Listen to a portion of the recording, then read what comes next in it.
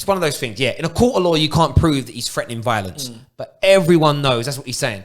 And I spoke to one of these dudes via direct message about 2 or 3 months ago that I wanted to interview, that wanted to stop AFTV fan cams. And he said that he wouldn't do an interview because he felt that it would be hypocritical to do interviews and for people to know who he is, but then trying to shut down other people for becoming famous because of Arsenal. And I said, okay, I think there's an element of credibility in that, so don't do it. But I asked him 5 times, how are you going to stop them if just shouting and hollering doesn't work? And he just basically responded with something along the lines of, will we have our ways?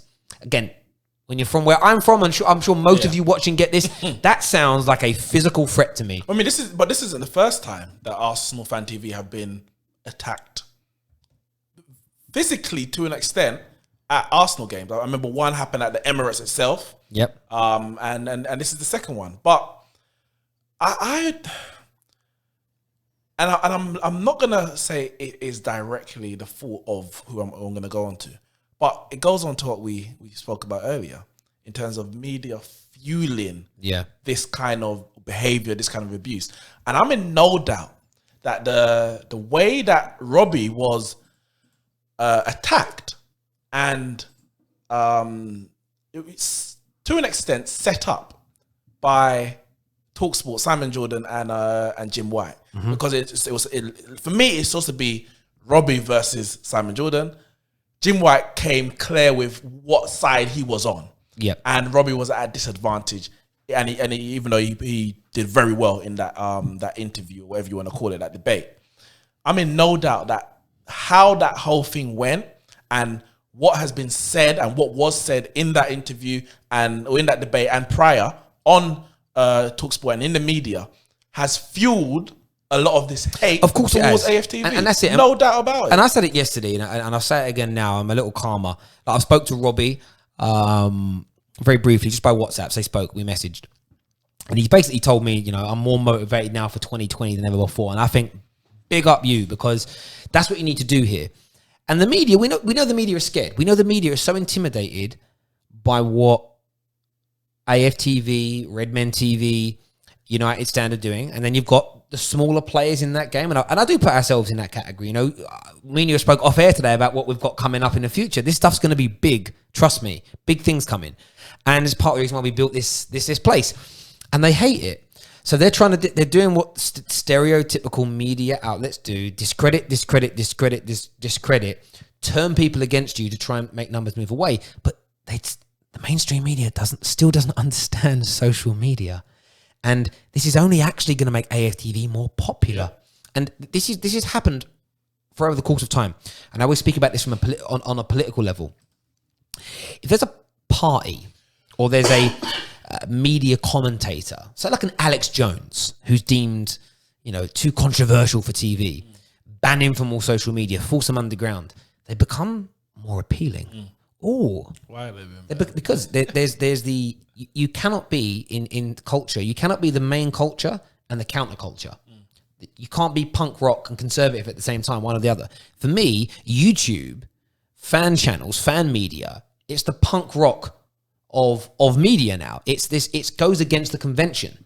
And the mainstream media wants to be all of it. They want to be cool, they want to be hip, they want to be fresh, but they also want to be the same stodgy, Ofcom regulated process. They have to be that. They can't be both. So the way they're trying to force TalkSport and other people trying to force AFTV and the like out, you're only going to actually make them more popular. The only downside for the AFTVs is that, and you listen to that Tony Briggs guy, and I'll say his name because he's publicly posted his name out there. That's not me sharing his name, it's him. I think, and the worry I've got for Robbie, the worry I've got for Flex and all these guys, is that people are going to start physically attacking them. And I got called out yesterday because I referred to these people as thuggish gangs. They're not gangs, they're just football supporters expressing their opinions. Now, expressing your opinions is fine if you say, I don't think you should be allowed to do it. And as long as AFTV are not breaking any rules in relation to the local authorities or the stadiums they're outside of, then you should be leaving them alone. Because they're just doing their work, they're doing their business, and it is a job, no different to any other journalist, no different to any other kind of sports media. Where's their freedom of the press? Where's their freedom of the media? And the fact that if this was, I can't even think of it, Laura Wood, I think she works for TalkSport. If this was Adrian Durham, and fans of a particular club wouldn't let them into, we're going to block you from getting into the stadium and presenting your show because we don't like your opinions, there would be national outcries.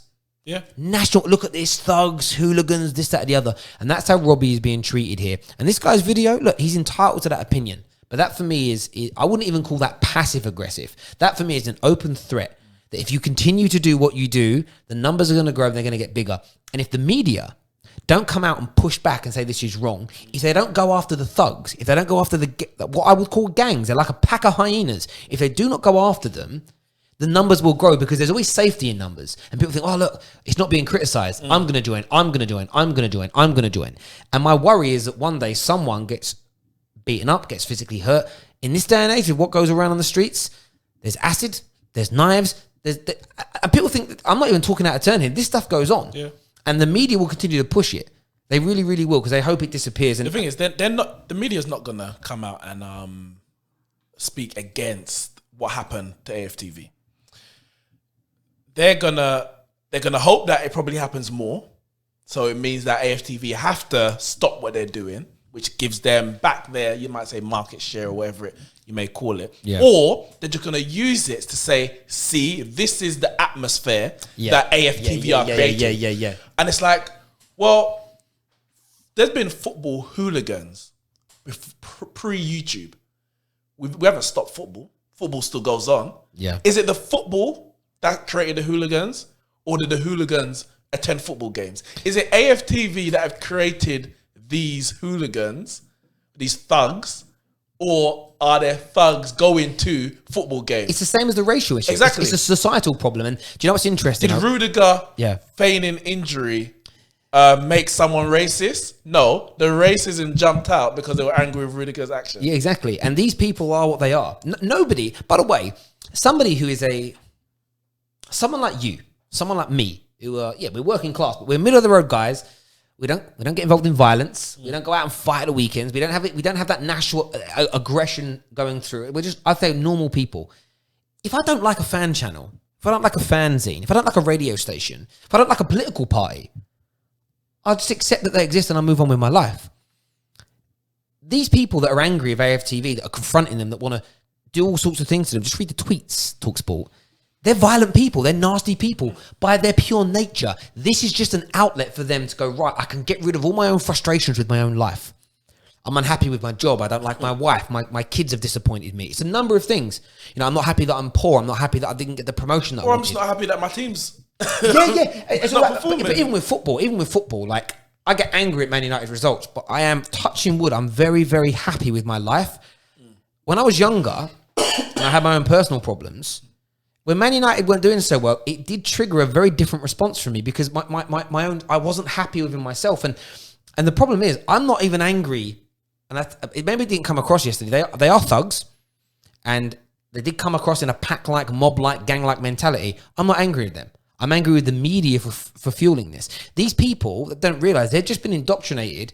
They've been wound up like the media does when we're talking politics, when we talk immigration, when we talk NHS, when we talk, it's very easy to rattle up particular groups of people that are very sensitive towards certain things. And let's send them out there for us. Now fight our battles. They create the news. We print it. We make money from it. And yet they want to call the fan channel's not toxic. And I think I saw some tweets yesterday. AFTV didn't buy Pepe. AFTV didn't point Unai Emery. AFTV didn't keep Arsene Wenger in power too long. AFTV didn't vote or didn't spend the money on the Emirates Stadium and failed to lack the squad. AFTV didn't make Emmanuel Petit, Vieira, Thierry Henry, Fabregas, Van Persie leave. They did none of those things.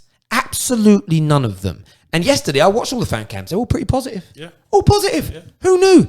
But yeah, for me, it's an absolute madness that this has gone on. And Tony Briggs, listen, mate, if you want to come on, I'm more than happy to have you on the show. If you want to come on and express yourself, I will challenge you on things. I won't have you in the studio because my studio is based where I live, and you don't strike me as the kind of person that I would want to have anywhere near my family home right now. I could be wrong about you though, sir, and I'm always willing to give people the opportunity to come out and express their real true views. But what you've said for me sounds like a physical threat towards the likes of Robbie. None of them deserve that. But I want everybody's views. I want everybody's opinions on that. I want to know what you think and feel.